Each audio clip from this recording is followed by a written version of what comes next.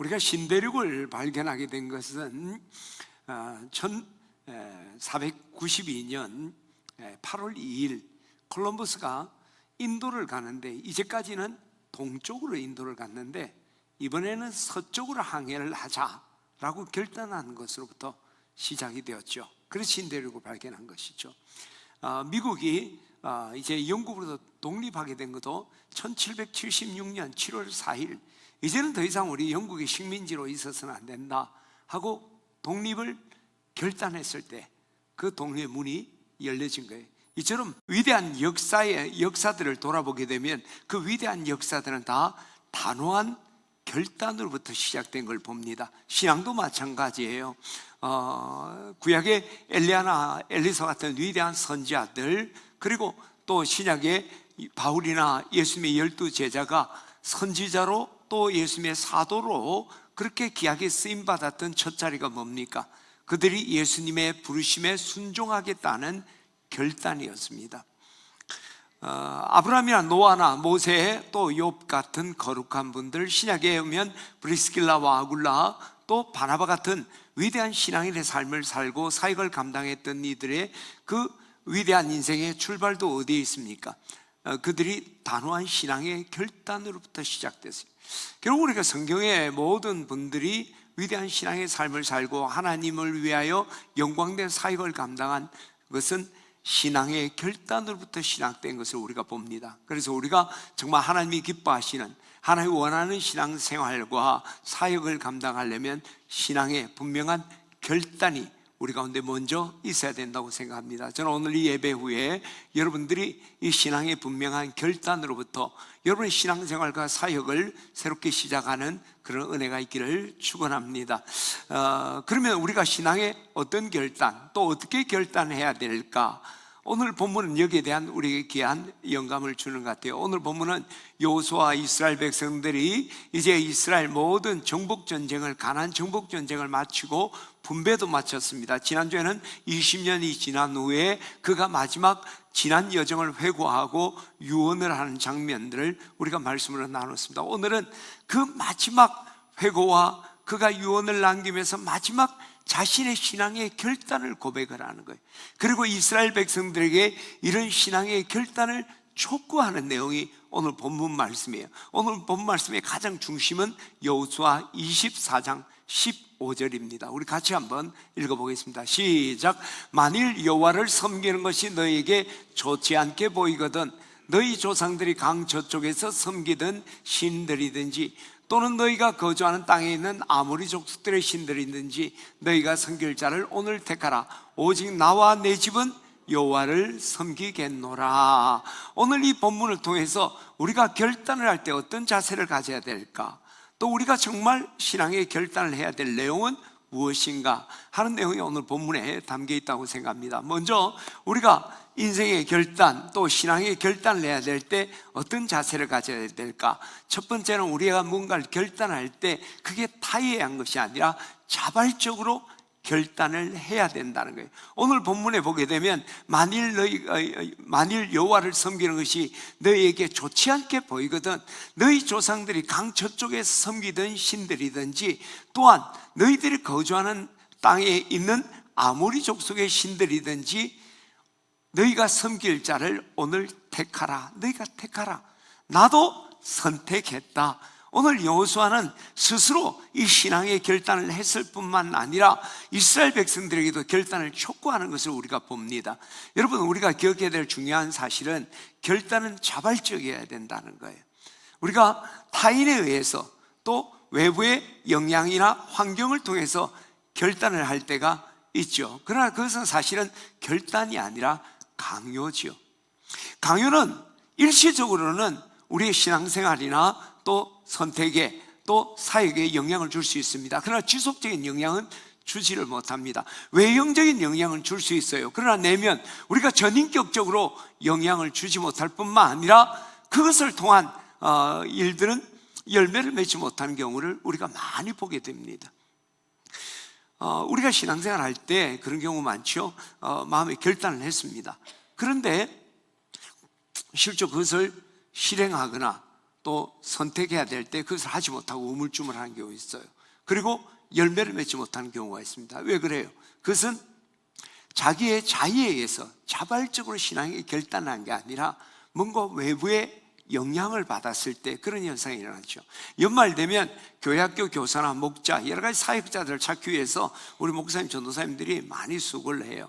그러다 보면 이제 사역을 하던 분도 나는 이제 그만할 거예요, 또 해야 될 만한 사람한테 부탁하면 안 하겠다고 이야기를 해요. 그러면 이제 그걸 이제 직원 얘기할 때 보고해요. 이분은 꼭 해야 되는데 못한다 하네요. 저분도 꼭 해야 된다는데 한대요. 그러면 그 중에 이제 제가 그럼 내가 만나보겠다. 제가 만나면 다 하겠다 그래요. 그럼 그 다음 주 직원회의 때 하기로 했으니까 걱정하지 마라. 내가 그 약속 걸고 도장 찍고 복사까지 했다. 다 이제 그렇게 하죠. 근데 그 다음 주에 목사님, 전사님 보고 오면 안 한다던데요. 이게 무슨 조화냐? 내가 말하면 분명히 하는데 이게 강요받은 거지. 그래서 제가 엔간합니까? 강요하니까 한다고 이야기하지만 또 지나보니까 집에 가니까 이게 여러 가지 생각이 많아지는 거죠. 그러니까 이제 전사님, 목사님한테 못해요, 정말 못해요, 뭐 그렇게 이야기가 되는 거죠. 결국 강요된 것은 지속적이지도 않고 열매도 맺을 수가 없는 걸 봅니다. 여러분, 우리가 모태 신앙을 모태 신앙이라고 그러잖아요. 못한다는 신앙이죠. 이것은 우리가 어떤 사역을 해야 될 때 감당할 힘도 없을 뿐만 아니라 안 하려고 한다는 거예요. 그게 모태신앙, 모태신앙이다 말이에요. 이 모태신앙은 우리에게 최고의 신앙의 축복입니다. 그런데 왜 모태신앙이 됐을까요? 신앙생활, 늘 교회를 갔습니다. 늘 예배에도 참석하고 그리고 사역도 감당했습니다. 그런데 문제는 이것이 나의 자의에 의한 것이 아니라 타에 의해, 그러니까 부모에 의해서 강요된 그런 신앙이었죠. 그러니까 그는 어느 순간 경건의 모양은 있는데 경건의 능력을 잃어버린 거예요. 그래서 중요한 결정의 순간이 오면 못해요, 안 해요, 그렇게 되는 거예요. 그런데 어릴 때부터 신앙의 훈련을 받는데 이게 부모의 강요가 아니라 자신의 결단에 의해서 예수님 영접하고 하나님 예배하고 신앙생활을 했던 사람은요, 어떤 환경에 어려움이 와도 신앙이 흔들리지 않습니다. 그리고 넉넉하게 사역을 감당하는 걸 우리가 보게 됩니다. 여호수아는 참 힘든 여정을 보내왔습니다. 여러분 잘 아는 것처럼 가데스 바네아에서 그가 이제 정탐을 갔다 와서 긍정적인 이야기를 하니까 사람들이 다 손가락질을 했잖아요. 그래서 40년 동안 가슴 쓰린 그런 시간을 보냈단 말이죠. 그럼에도 불구하고 그는 한순간도 신앙이 흔들리지 않고 견고하게 서 있었습니다. 그리고 주님께서 맡긴 사역을 넉넉하게 남음이 있게 감당했어요. 왜 그럴까요? 여호수아의 신앙은 누구에서 강요된 신앙이 아니에요. 스스로 결단을 한 거죠. 그리고 순종하고 사역을 감당했기 때문에 그에게는 힘이 있었던 거죠. 능력이 있었던 겁니다. 기쁨이 있어요. 짐은 무겁지만 넉넉히 감당하는 힘을 가지고, 그래서 여호수아가 오늘 자신의 신앙의 결단만이 아니라 백성들에도 너희가 택해라. 여호수아가 명령할 수 있잖아. 여호와 섬기라. 내가 분명히 명령한다. 여호와를 섬겨라. 그렇게 하지 않았어요. 너희가 좋지 않게 보인다면, 너희가 강 저쪽에 신이 좋아 보이고 여기 있는 아무리 신이 좋아 보이면 너희가 택해라. 나는 하나님을 선택한다. 할렐루야. 우리도 언젠가 신앙의 결단을 해야 될 때가 있습니다. 그때 저는 여러분들이 어떤 타의에서 강요에 의한 신앙의 결단이 아니라 스스로 자발적인 결단을 하게 되기를 주의 이름으로 축원합니다. 근데 신앙생활 하다 보면 저도 마찬가지요. 타인이나 환경에 의해서 내가 뭔가를 결정해야 될 때가 있어요. 그때 여러분 성급하게 결정하지 마세요. 아무리 좋은 일이고 아무리 해야 할 일이라 하더라도 마음에 내가 자발적인 결단이 없을, 자발적인 마음이 일어나지 않을 때는 결단하는 게 아니에요. 그럼 그때 어떻게 해야 되느냐? 도리어 우리가 이게 너무 좋은 일이고 해야 되는데 내 마음이 생기지 않을 때 하나님께 달려가서 하나님, 결단할 수 있는 마음을 허락해 달라고, 그 은혜와 힘을 달라고 우리가 하나님 앞에 기도를 해야 됩니다. 그때 하나님께서 자원하는 마음을 우리에게 주시면 그때 단호하게 우리가 신앙의 결단을 하는 거죠. 할렐루야. 저는 오늘 우리 진의 집내 교우들이 내 마음 없이 그냥 이렇게 저렇게 좋으냐 나쁘냐 보다 내 마음에 하나님이 주시는 그 감동이 있을 때 우리가 그 자원하는 마음으로 결단하게 되기를 주의 이름으로 축원합니다. 이건 나만이 아니라 우리 자녀도 마찬가지로 신앙생활 너무너무 중요하지 않아요. 그렇다고 우리가 신앙의 결단을 강요하면 그것은 열매가 맺지 못할 뿐만 아니라 결국 강요된 신앙은요, 나중에 무기력하게 돼요. 그리고요, 신앙까지 다 잃어버립니다. 사역을 하다 무너지는 분들이 얼마나 많습니까? 믿음이 좋으니까 사역을 했죠. 사역은 힘이 들어요. 그러나 그게 기쁨과 소망이 있어요. 저도 목회를 하면서 힘들죠. 그만하고 싶죠. 그러나 그 사역에 고통스럽죠. 거기에서 세상이 알지 못하는 은혜와 기쁨이 있는 거잖아요. 근데 사역을 하다가 무너지는 사람이 있어요. 왜 그래요? 사역이 내 자의가 아니야. 강요되다 보니까 나중에 번아웃 되는 것이죠. 그리고 이 사역이 나에게 너무 큰 짐이 돼버리는 거예요. 부하가 걸리는 거예요. 그러니까 넘어지는 거예요. 여러분, 사역을 하다가 머문 사람이 다 이야기해요. 한 해만 쉬었다가 내년에 더 열심히 합시다. 그런 경우는요, 정말 거의 없어요. 뭐 있는 경우도 있을 수 있지만, 도리어 사역을 열심히 하다 내려놓으면 신앙까지 포기하는 경우가 너무너무 많아요. 강요받아 하다가 지쳐버린 거죠. 그래서 넘어지니까 신앙까지 다 잃어버려요. 우리 자녀도 마찬가지예요. 우리 자녀들에게 그저 강요만 한다면 우리 자녀들은 도리어 더 자빠지는. 그 목사 장로 자녀들이 문제가 되는 경우가 많잖아요. 어쩌면 우리 강요 때문에 그런 거예요. 그러면 바라보고 있어야 돼요? 방관하고 있어야 돼요? 아니에요. 우리는 그 자녀들이 정말 신앙의 결단을 할 수 있도록 눈물로 기도해야 됩니다. 격려해야 됩니다.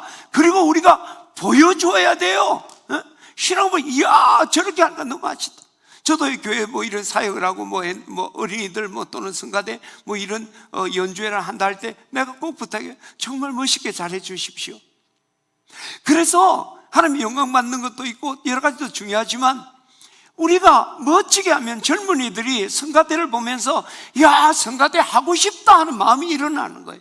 그런데 하는 거 보니까 성가대 지휘자 보면 도망가 버리니까, 성가대 지휘자가 2부 예배 드리면 나는 3부 예배 드리고 저녁 예배 오면 도망가 버리고, 왜? 쪽팔리는 거야. 이 앞에 서서 하는 게. 주의 일까지는 좋은데 우리가 보여주지 못했다는 거예요. 영광된 사역을 보여주면 따라오는 거지, 우리는 보여주는 것 없이 해라 왜 안 하노? 그러니까 엉망진창. 저는 오늘 우리 진해집 내교우들이 우리 신앙의 결단, 내가 자발적일 뿐만 아니라 우리 자녀들이 자발적으로 결단하도록 기도하십시오. 그리고 우리가 격려해야 됩니다. 그리고 보여주게 되기를 주의 이름으로 축원합니다. 또한 우리가 신앙의 결단을 해야 돼. 또 한 가지 자세는 즉각 우리가 결단해야 될 때에 결단해야 돼요. 오늘 본문에서 뭐라고 합니까? 너희가 섬길 자를 오늘 택해라. 여호수아는 오늘이, 지금이 너희가 신앙의 결단을 할 때이다. 여러분, 결단도 때가 있습니다. 결단할 때가 있다는 거죠. 결단은 너무 소중하지만은 때를 놓쳐버린 결단은요, 무용지물입니다.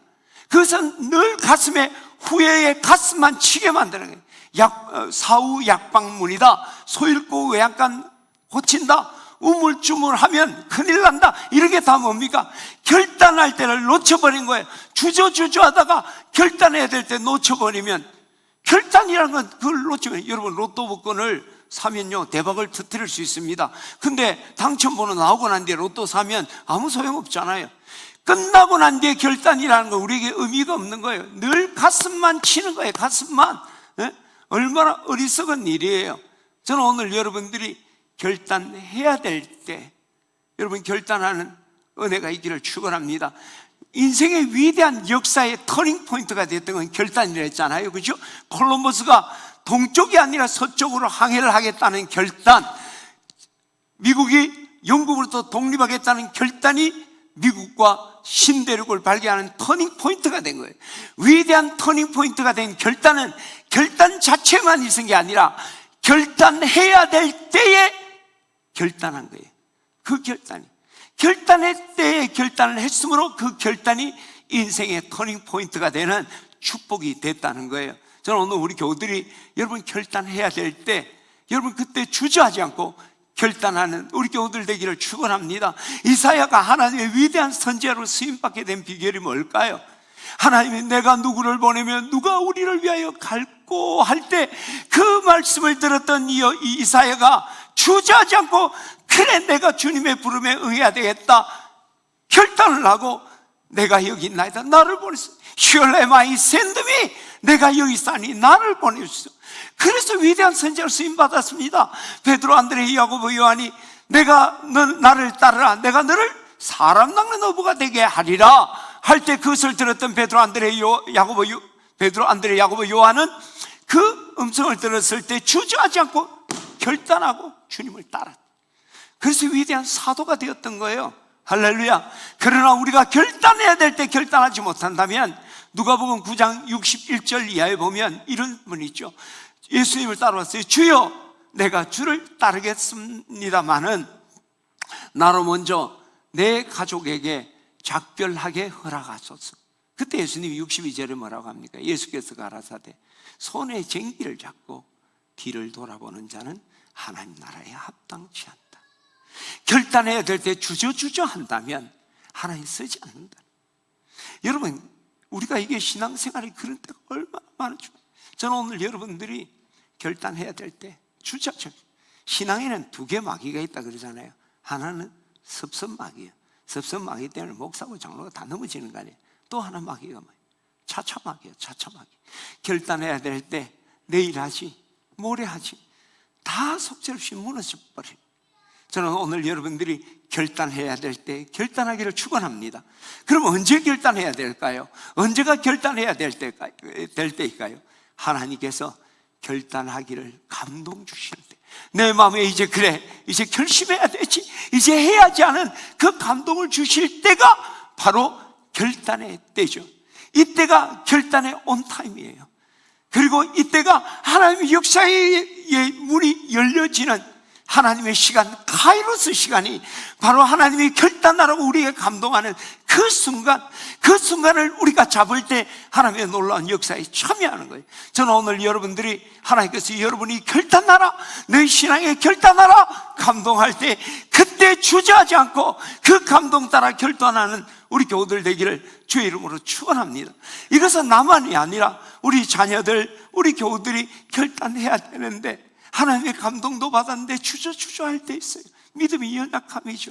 그때 우리는 그분들이 결단하도록 도와야 돼요. 네?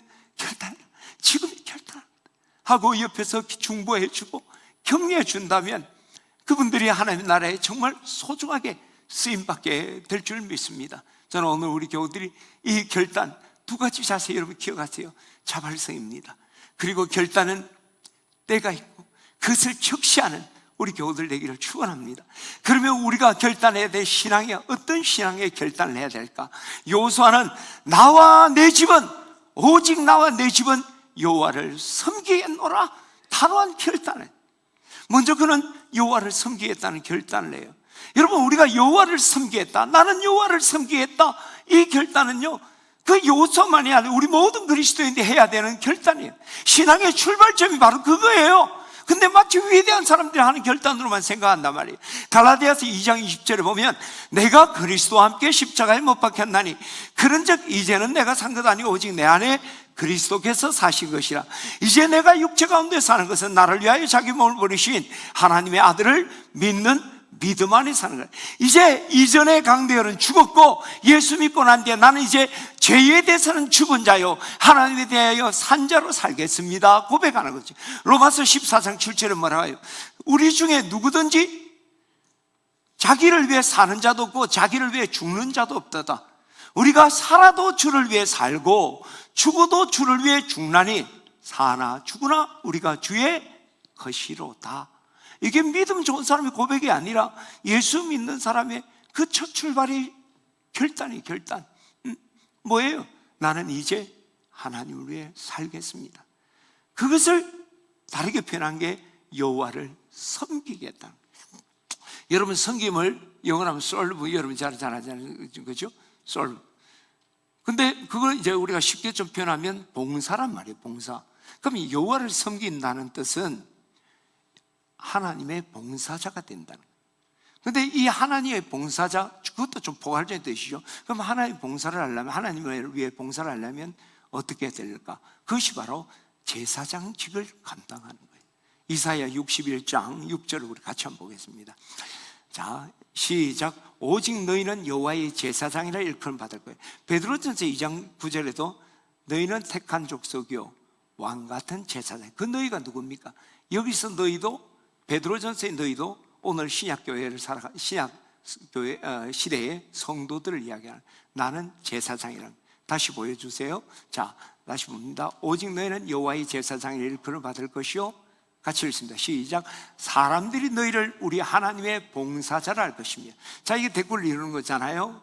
자, 우리가 여호와를 섬긴다는 것은 하나님의 봉사자가 되는 것이고, 하나님의 봉사자가 된다는 것은 여호와의 제사장직을 감당한다는 거죠. 그래서 우리가 여호와를 섬기려고 하면 제사장들이 했던 일들을 돌아보면서 오늘 신약시대의 제사장으로 우리가 바로 그 일을 감당하는 게 구체적으로 여호와를 섬기는. 우리가 이제까지 신앙생활 때 하나님 섬긴다, 나는 하나님만 섬긴다 이야기하잖아요. 그 윤경집에서 하나님만 섬기는데 뭐 합니까? 신앙 안 포기하고 내 예수님 부인하지 않고 주일마다 교회 가는 그거예요. 그게 우리가 하나님 섬기는 거예요. 나는 신앙을 변치 않고. 이거 하나님의 신앙은 관념적인 게 아닙니다. 하나님의 신앙은요, 액티브한 거예요. 그죠? 하나님의 신앙은 우리가 주님을 사랑하고 우리 신앙생활 한다는 건 역동적인 겁니다. 그냥 관념적으로 나는 배신 안 합니다, 하나님만 사랑합니다, 하나님만 바라봅니다, 그런 거 아니라는 거죠. 그러면 하나님 여호와를 섬긴다는 건 여호와를 위해 봉사한다는 것이고, 그것을 구체적으로 하는 게 제사장의 직을 감당한다는 것이죠. 신약의 제사장으로. 할렐루야. 그러면 신약의 우리 제사장은 어떤 일을 하는가? 한 세 가지 소개하려고 합니다. 첫 번째는요, 제사장이 하는 일은 하나님을 찬양하는 일. 역대상 25장 1절 말씀 보겠습니다. 역대상 25장 1절 시작.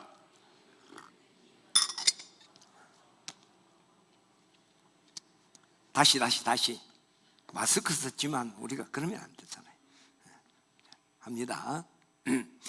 시작. 다윗이 군대 지휘관들과 더불어 아삽과 해만과 여두둔의 자손 중에서 구별하여 섬기야 돼 수금과 비파와 재금을 잡아 신령한 노래를 하게 했으니 그 직무대로 일하는 자의 수요는 이러하니라. 이게 찬양의 직분을 얘기하는 거예요. 오늘 말하는 성가대 이야기하는 거예요. 성가대를 너희들이 해야 된다. 누가 하냐면 이 아삽하고는 레위 지파예요. 제사장이 그 일선에서 그 일은 하지 않지만 레위 지파예요. 근데 그 찬양이 제사의 사역에, 그 제사장이 해야 되는 그 사역의 일부분을 하는, 그래서 이것은 곧 제사장의 사역이라고 볼 수가 있는 거죠. 그러면 오늘날 신약시대의 제사장이 해야 될 일은 뭡니까? 하나님을 찬양하는 거예요. 내가 이 백성을 나를 위하여 불렀나니 나의 찬송을 부르게 하려 합니다. 여러분, 우리가 이 찬송을 예배의 분위기를 조성하고 또 뭔가 감성을 자극하기 위한 것으로 우리가 찬양을, 그 노래예요. 찬송은 그렇지 않습니다. 찬송은 우리 입술의 제사예요. 히브리 13장 15절에 보면, 그러므로 우리가 예수로 말미암아 항상 찬송의 제사를 하나님께 드리자. 이는 그 이름을 증거하는 입술의 열매니라. 할렐루야. 우리 같이 한번 읽어볼까요? 시작. 그러므로 우리는 예수로 말미암아 항상 찬송의 제사를 하나님께 드리자. 이는 그 이름을 정언하는 입술의 열매니라. 우리 찬송은 하나님께 드리는 제사라는 거예요. 우리가 제사장이라면, 하나님의 봉사자인 제사장이라면 우리가 날마다 찬양으로, 특히 시편 22편 3절에 가면 이스라엘의 찬송 중에 계시는 주여, 주는 거룩합니다. 하나님은 찬송을 부르실 때 나타나시고 찬송을 받기를 기뻐하시고 찬송의 그 제사를 기뻐 영광스럽게 받으시는 분이다 소개하죠. 여러분, 우리나라는 오음계잖아요. 궁상각치우, 다시 궁 되니까 오음계. 서양 음악의 처음에는 육음계였습니다. 우트레미솔파, 우트레미파솔 라까지 훗날에 시가 들어간 거예요. 그죠? 근데 지금 우트를 도라 그러잖아요. 그 도가 나중에 바뀐 거예요. 도가 뭐냐면 도미너스예요. 주님이래, 하나님을 이야기하는 거예요. 모든 음악의 출발은 하나님의 영광으로부터 시작된다. 그래서 우트라는 걸 썼다가 도미너스 해서 도레미파솔라시, 다시 하나님께 영광, 알파와 오메가 되시는 그분을 찬양한다. 할렐루야. 우리가 그 찬양이라는 것이 우리 그리스도인들이 우리가 제사장직을 감당하고 여호와를 섬기는 첫 자리, 여러분 소중히 생각하기를 주의 이름으로 축원합니다. 찬양의 제사 드리며 성소로 들어갑니다. 찬양의 제사 드리며 성소로 들어갑니다. 우리 모두 주님께 찬양의 제사를 드리며 찬양의 제사들을 드리세. 우리 모두 주님 찬양의 제사 드리세. 찬양의 제사 드리세. 아멘. 두 번째로 우리가 제사장이 해야 할 일은 성소 안의 일들을 돌보는 일을 하는 거예요. 자, 우리 민수기 18장 5절 말씀을 우리 같이 한번 보겠습니다. 민수기 18장 5절입니다. 시작. 이와 같이 너희는 성소의 직무와 제단의 직무를 다하라. 이제 제사장들에게 이야기하는 거예요. 성소의 직무와 제단의 직무. 제단의 직무는 제사를 드리는 게 있죠. 성소의 직무, 성소 안에 있는 일들을 돌보는 거예요. 레위인들이 제사장을 돕는데 성막 안에 있는 모든 기구는 제사장만이 관리하고 만져야 돼. 그건 못 만지게 하는 거예요. 우리도 옛날에는 교회 성물들 뭐 성창기나 이런 거 참 귀하게 여기서 아무나 함부로 만지지 않고, 또 우리 교회는 포도주도 직접 담잖아요. 그걸 하는 분들 아무나 하는 게 아니라 믿음 좋은 권사님들이 기도하고 담도록 성물이라는 거죠. 뭐 물론 형식적이 보이지만 그 마음이라는 건 참 중요한 거거든요. 그렇게 여겨야 됩니다. 하는데 그것만이 아니라 이 성소의 안에서 해야 될 일들, 등잔대 위에 등잔불을 켜고, 또 떡상 위에 매일 고운가루로 떡을 구워서 두 줄로 12개의 진설병이라고 하잖아요. 떡을 진설하는 일을 제사장이 감당합니다. 그러니까 제사장은 여러 가지 일 중에 성막 안에 있는 일을 돌보는 거예요. 그럼 신약시대에 우리가 제사장이 우리가 해야 될 일은 우리가 교회 안의 일, 교회의 일에, 우리가 세상에서 하나님 영광도 돌리고 주님의 일도 하지만 교회 안에서도 우리가 봉사해야 한다. 그게 여호와를 섬긴다는 거죠. 특히 우리는 그리스도의 몸된 교회의 지체들이에요. 그렇잖아요. 이런 몸의 지체, 손과 발이 해야 될 첫 자리가 뭡니까? 내 몸을 관리하는 것, 내 몸에서 기능을 감당하는 게 첫 자리겠죠. 그 다음에 다른 일들이 가야 되죠. 마찬가지로 오늘 우리가 그리스도의 몸된 교회의 지체라고 한다면 이 교회 안에서 지체로서 그 역할을 감당해야 되는 거죠. 그 지체들이 다 그 사역을 잘 감당할 때 그것이 바로 건강한 교회예요. 여러분, 몸의 지체들이 다 제 기능을 제대로 발하면 건강하다 하잖아요. 근데 몸의 지체들이 하나라도 제 기능을 발휘하지 못하면 그게 장애잖아요. 그때부터 병든 거예요. 교회도 마찬가지예요. 오늘 교회가 병들었다는 건 목사 장로들이 나쁜 짓 하는 것만이 아니라 교회가 모든 기능을 하려면 모든 성도들이 각자 자기에 맡겨진 일을 감당해야 되는데 하지 않는다는 거예요. 거기서 교회가 병들어 버리잖아요. 예루살렘 교회 재산 팔아서 유무상통했던 교회입니다. 근데 2장 4장의 교회가 6장에 가니까 싸움박질해. 그 싸움하는 것보다 치사찬란해요. 빵 하나 덜 준다는 거예요. 아이고 치사해라. 옛날엔 밭까지 다 팔았는데 왜 그랬을까요? 근본적인 거는요, 영적으로 다운이 된 거예요. 성령 충만한 공동체는 아무렇지도 않아. 무슨 일이 일어나도. 그러나 영적으로 다운되니까 막 그때부터 문제가 생기게 되는. 그럼 왜 영적으로 다운됐냐? 사도들이 말씀과 기도에 전무하고 영적으로 세워가는 일을 사도들이 감당해야 되는데 사도들이 그 일을 못해서. 왜냐하면 일이 과부하 걸려버린 거예요. 그러니까 12사도들이 구제하는 일들하고 하니까 이제 못하는 거예요. 그러니까 막 기도 시간, 여러분 구제하다가 와서 성경 읽어보고 기도하면 그게 기도 갑자기 팍 됩니까? 그런 게 아니잖아. 안 되는 거예요. 그러니까 영적으로 다운돼. 그래서 이런 건 잘못됐다. 그래서 집사를 세는 거예요. 오늘도 우리 안수식 그런 의미 아니에요. 세워서 일을 나눈 거예요. 나누고 나니까 각자 자기 고유한 사역을 감당하기 시작하니까 말씀과 기도가 살아요. 그래서 성령 충만하게 교회가 회복되는 거예요.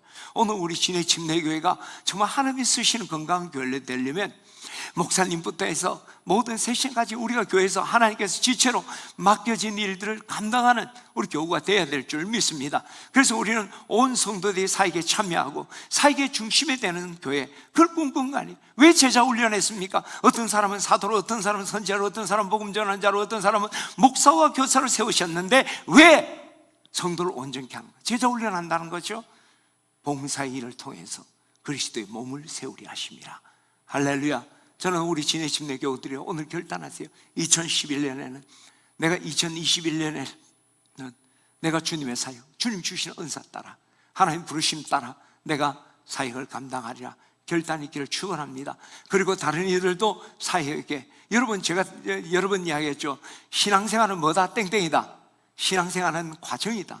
여러분, 오늘 여기서 찬양을 아름답게 하는 것도 중요하지만 그것만이 목적이 아니에요. 여러분이 모이는 것, 그거 훈련이에요. 찬양 연습하는 것, 그 자리에서 하는 영광 받고 내 영혼이 새롭게 되고, 여러분 여기서 그냥 찬양 한번 하고, 세상은 열매만 보는 거예요. 잘하면 되는 거예요. 우린 그게 아니에요.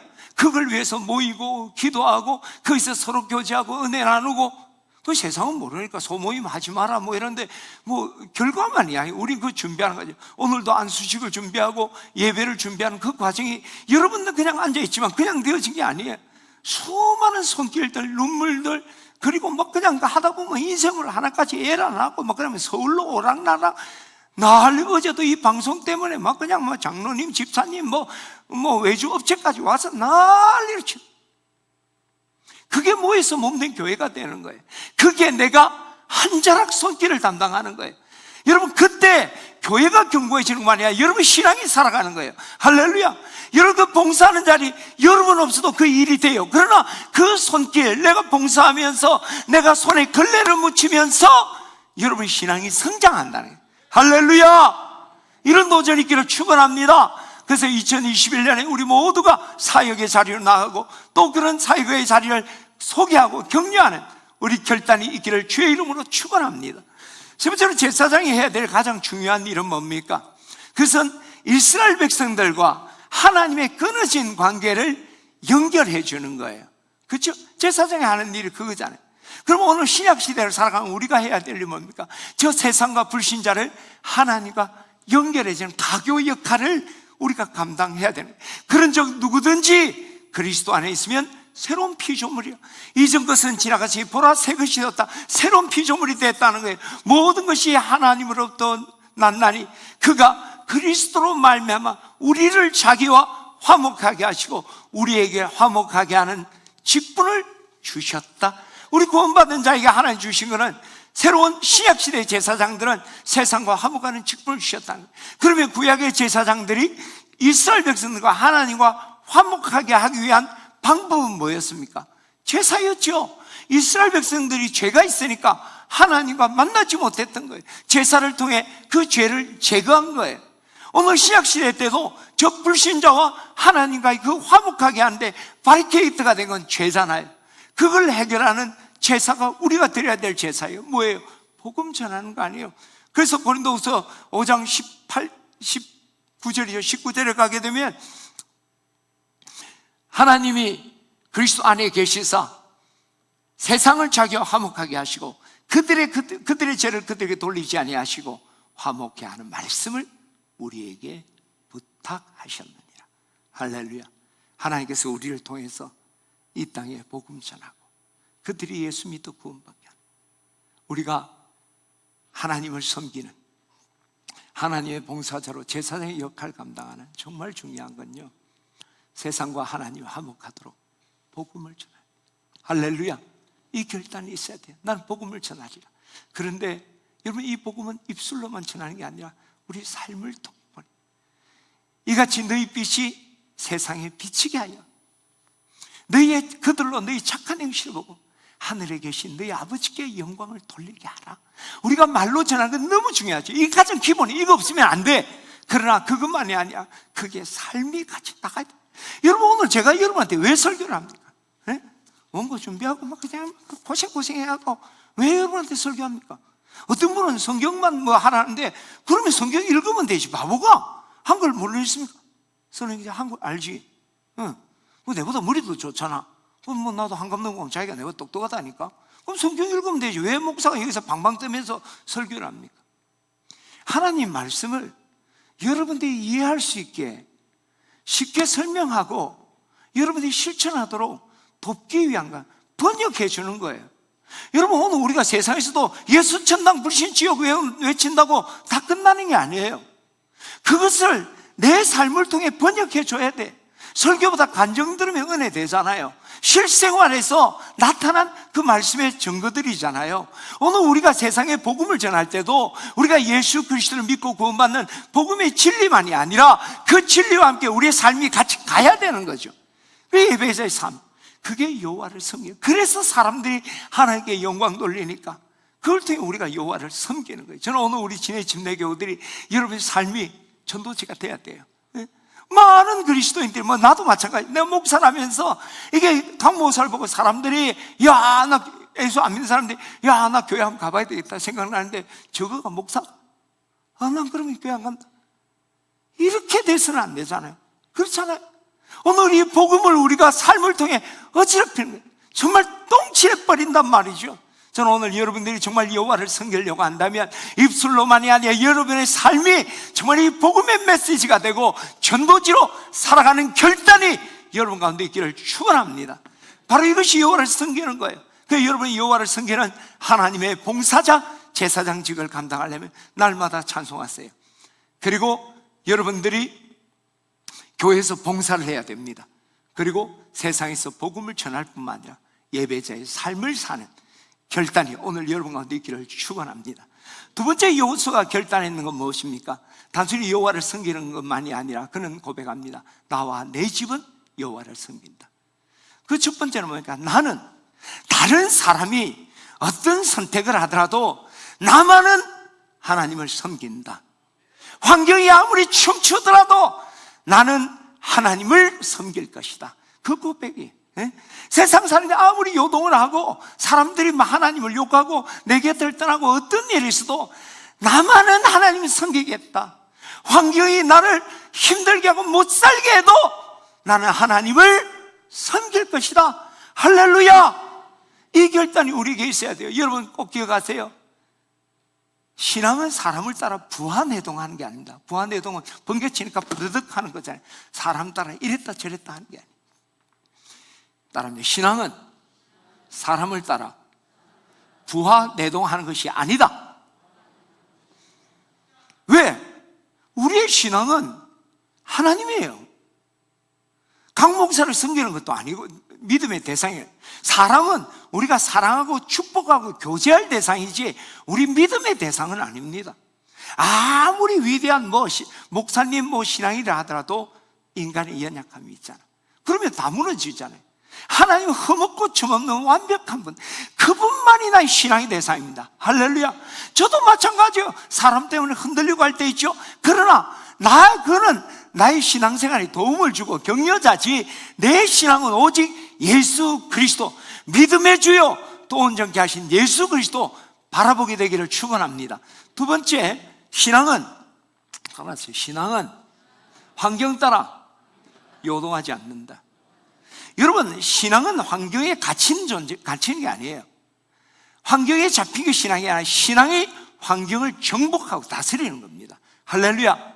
신앙이라는 것은 환경 따라 요동하는 게 아니라 그 환경을 정복하고 다스리는 것이 우리의 믿음인 줄 믿습니다. 할렐루야. 그 성숙한 신앙인들은요, 사람과 환경에 따라 영향을 받죠. 그러나 그 때문에 무너지고 지쳐 그렇게 하지 않아요. 우리가 하나님의 아들을 믿는 것과 아는 것에 하나가 돼요. 온전한 사람을 이루어 그리스도의 장성한 분량에 충만한 데까지 이르니 이는 우리가 이제부터 어린아이가 되지 아니하고 사람의 속임수와 간사한 유혹과 온갖 교훈의 풍조에 밀려 요동하지 않겠다. 여러분, 진짜 우리가 신앙에 성숙한 사람은 그렇죠. 조금씩. 여러분 배 타고 가보세요. 여러분 해군이니까 배 많이 타고 파도가 치고 난리가 나죠. 태풍이 있으니까 못 가라. 출항 금지했을 때는 죽으려고 갔으니까 방법 없고, 근데 출항을 할 수 있는데도 가면 먼 바다 가면 파도가 치고 꼭 무너지거든요. 근데 배는 절대 침몰하지 않습니다. 침몰한 배는 배의 구조에 문제가 있는 거예요. 이만큼 기울어져도 원형 복원력이 있는 거예요. 세월호 무너졌을 때 그 복원력이 없는 게 물을 뺐다 철근이 많았다 그런 이야기 하잖아요. 복원력에 의해서 바로 서게 돼 있어요. 여러분 배 건조해서요 바다로 내릴 때 보세요. 배가 어떻게 내려오냐면 요래 내려오는 게 아니라 탁 떨어지면 절반 넘어졌다. 근데 탁 세워. 어이구, 저거 뒤집어졌다 싶은. 복은요, 그게 배를 제대로 만든 거예요. 우리가 신앙이란 그래. 우리가 훈련된 성숙한 신앙인은요, 어려움이 있지, 기웃뚱거리지, 힘들지. 나도 마찬가지야. 나도 얼마나 그런 일이 많은지 몰라.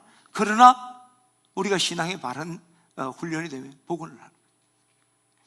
저는 여러분들이 나는 여호와를 섬긴다, 너는 뭘 하든지 나만은 여호와를 섬기겠다, 어떤 환경에서 나는 하나님을 섬기겠다 결단 있기를 축원합니다. 근데 흔들리면 여러분 빨리 영적으로 훈련해야 됩니다. 그런 훈련으로 처음부터 성숙한 건 아니니까 자꾸 요동을 하면 요동치 않게. 그래서 우리가 제자 훈련을 하는 거예요. 그런 결단이 여러분에게 있기를 축원합니다. 두 번째는요, 우리가 여호와를 섬기되 여호수아는 나만이 아니라 내 집도 여호와를 섬기게 하겠다. 근데 그게 좀 이상해. 앞에서 제가 어떻게 신앙은 자발적이라고 그랬잖아요. 선생님 아버지라고 네 교회가 뭐, 근데 아빠가 나와 내 집은 네 교회 안 가면 죽는다, 뭐 강요하는 것 같잖아요. 근데 그 뜻이 아니에요. 이게 나와 내 집을 섬기겠다는 강요가 아니고 가정으로서 가족 신앙에 대한 책임의 결단입니다.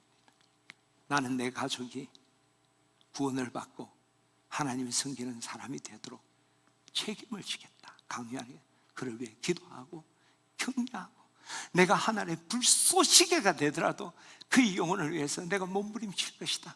억지가 아니라 그 책임을 이야기하는 거예요. 할렐루야. 여러분, 성경은요, 부모가 자녀들이 하나님을 섬기도록 가르쳐야 된다고 명령하잖아요. 구약의 제일 중요한 말씀이 뭡니까? 이스라엘아 들으라. 세마 이스라엘 아니에요? 이스라엘 들으라. 우리 하나님 여호와는 한 분이신 여호와시니 너는 마음을 다하고 뜻을 다하고 힘을 다하여 내 하나님 여호와를 사랑하라. 너는 이 말씀을 내 마음에 새기고 자녀들에게 부지런히 자녀들에게 가르쳐라. 주신 말씀. 우리 한번 읽어볼까요? 신명기 6장. 우리가 참 신명기 6장 맨 끝에 거. 자, 시작. 이스라엘아 들으라. 우리 하나님 여호와는 오직 유일하신 여호와시니 너는 마음을 다하고 뜻을 다하고 힘을 다해 내 하나님 여호와를 사랑하라. 섬기라는 거죠. 시작. 오늘 내가 내게 명하는 이 말씀 너는 마음에 새, 너부터 마음에 생겨라. 그리고 내 자녀에게 부르짖을 가르쳐라. 이게 3일. 여러분, 로마서 9장 1절에 가면 현대 형제, 내가 그리스도 안에서 참말을 하고 거짓말을 안 한다. 내게 큰 근심이 있는 것과 그치지 않는 고통이 있는 것을 내 양심이 성령으로 더불어 성령 안에서 나로 더불어 증거하노니 내 형제 곧 골육 친척을 위하여 내 자신이 저주를 받아 그리스도에게서 끊어질지라도 원하는 바로다. 여기에 두 가지 난해한 부분이 있어요. 바울이 평생 설교하면서 했던 말은 뭐예요?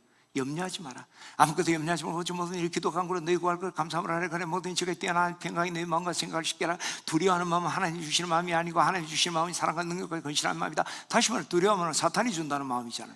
근데 여기서 자기가 큰 근심이 있다. 어떤 근심? 가족 구원에 대한 근심. 이게 거룩한 근심입니다. 우리 그리스도인들은 그 세상 근심하는 게 아니에요. 이 근심은 우리에게 있어야 돼요. 자, 또 한 가지 난점이 있어요. 그리스도에게 끊어진다는 거예요. 요 바로 앞에 로마서 8장 32절부터 쭉 가서 39절까지가 뭐예요? 누가 우리를 그리스도의 사랑에서 끊으려? 환난의 공고나 박해나 기근이나 적시나 위험이나 칼이야 사망이나 생명이나 현재나 장래나 능력이나 높음이나 깊이나 다른 어떤 피조물이라도 우리를 그리스도의 사랑에서 끊을 수가 없다 했잖아요. 근데 끊어질지라도라고 이야기를 하는, 이게 무슨 말이에요? 단신과하고 똑같은 거예요. 이 몸이 죽고 100번 고쳐주고 백골이 진토되어 넋이라도 있고 없고 이명한 일편단심이야 가실 줄이야 있으랴. 고려 왕조를 향한 그 단심가잖아요. 그 100번 어떻게 고쳐주고요? 한 번도 못 고치는데, 그렇지? 안 되는 걸 되게 했으라도, 지금 바울은 내가 저주를 받아 그리스도에 끊어질래, 안 되는 걸 되게 했으라도 나는 내 골육 친척, 내 형제의 구원을 위해서, 안 되는 건 내가 저주를 받는 것도 아닌데 그렇게 했으라도 내가 어떤 대가를 지불하더라도 그 영혼 구원을 해야 된다. 왜 그랬을까요? 왜 그랬을까? 여러분, 바울이 그랬던 가장 중요한 이유는요, 바로 내 가족, 내 골육 친척, 내 형제의 구원은 내 책임이라는 거라고. 내가 안 하면 누가 할까? 하나님이 내게 맡긴 건데 내 책임이다. 존 낙스는요, 스코틀랜드를 내게 주소서, 그렇지 않으면 죽음을 주시옵소서. 네? 마틴 루터는 죽기까지 복음, 죽기까지 독일.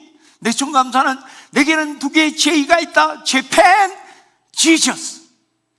목숨 걸고 복음 전하겠다는 거예요. 민족권을 위해서 목숨 걸겠다는 거예요. 왜? 내 책임이니까. 내 책임이니까. 내가 안 하면 내 가족, 내 형제 누가 구원할 수 있냐는 거죠. 그 책임감 때문에 이야기해요. 지금 오늘 여기서 여호수아는 그래. 나는 내가 나니까 나하고 내 집에 대한 책임, 내가 저 영혼 여호와만 섬기도록 만드는 그 책임을 내가 기필코 감당하겠다 결단한 거예요. 할렐루야. 우리에게 이 결단이 있어야 돼요. 니는 니 중심, 니 팔 니가 누가 내 팔 내려놓는 게 아니에요. 우리는 강요하지 않지만 그 영혼을 위해서 눈물의 기도를 하고 격려하고, 내가 어떠한 희생이 되더라도, 하나님의 미랄이 되더라도 저 영혼을 구원하겠다. 오늘 이 결단이 여러분 가운데 있기를 주의 이름으로 축원합니다. 우리 오늘 나와 내 집은 여호와를 섬기는 우리 집 가운이에요. 우리 아버님이 늘 왕대밭에 왕대하고 그 이야기예요. 너는 강성철 목사의 아들이다. 그리고 하시는 말씀이, 우리 가정은, 나와 내 집은 여호와를 섬긴다. 우리 집 가면 쪽자부터 프랭카드, 집집마다 다 있어. 나도 우리 아들한테, 너는 강성찬 목사의 손자이고 강대열 목사의 아들이다. 우리 집안은 오직 나와 내 집을 섬긴다. 우리 사진 한번 보여주시겠습니까? 사진. 우리 아버지 비석이에요, 비석. 강성찬 목사. 거기서 이제 정월봉 들어가겠죠. 오직 나와 내 집은 여호와를 섬긴다. 우리는 가족 모임 하면 아버지 무덤 옆에서 여기 둘러서 사진도 막 찍고 이러는데, 우리는 여기 주시오. 우리도 며느리 보고 이럴 때 내가 다 데려가서 거기서 이거 설교하는 거지.